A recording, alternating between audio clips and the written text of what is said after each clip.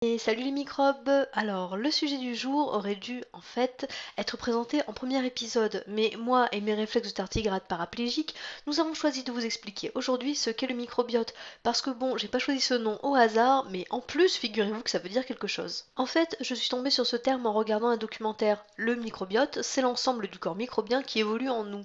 Alors certes, ça peut paraître un peu, bon, ok, carrément tordu de choisir un nom pareil, mais laissez-moi vous expliquer.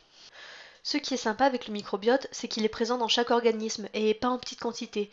Il est même considéré par certains chercheurs comme un organe à part entière. Pour faire simple, chez une même personne, le nombre de cellules microbiennes est 10 fois supérieur au nombre de cellules humaines.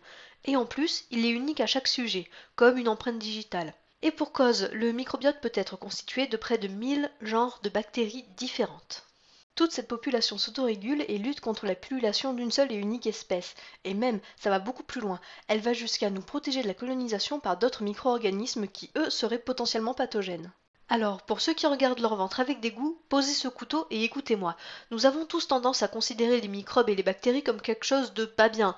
Et c'est normal, un bon gros virus, ça n'a rien de vraiment sexy. Mais le microbiote, lui, est tout choupinou tout plein. Ce n'est pas un être insignifiant ou un quelconque parasite, non. Ça va même plus loin qu'une simple histoire de symbiose. On parle carrément de mutualisme. Ce complexe microbien évolue avec nous et participe activement à notre développement. Il va même jusqu'à modeler certaines facettes de notre comportement, bon, surtout alimentaire, mais pas que. Il est responsable de la maturation de notre système immunitaire et il aide aussi grandement à notre digestion, ce qui est quand même mon activité favorite. C'est bien joli tout ça, mais qu'est-ce que ça a à voir avec la choucroute? Eh bien en fait, l'idée que finalement nous sommes des êtres plus microbiens qu'humains m'a charmé. Nous ne sommes pas un être unique, mais bien plusieurs, un organisme multiple quoi. Trouble de la personnalité mis à part, je trouve le concept juste génial. Je pense que c'est cette révolution de notre soi-disant statut de maître du monde qui me plaît le plus. Alors voilà, l'être humain n'est pas au centre de l'univers et en plus ce n'est qu'un amas de micro-organismes. Donc en fait, microbiote animation, c'est le travail d'une personne qui y est plusieurs, qui y est unique, qui ne l'est pas non plus, et qui n'est pas entièrement humaine. Oui, oui, pour moi c'est vachement clair dans ma tête.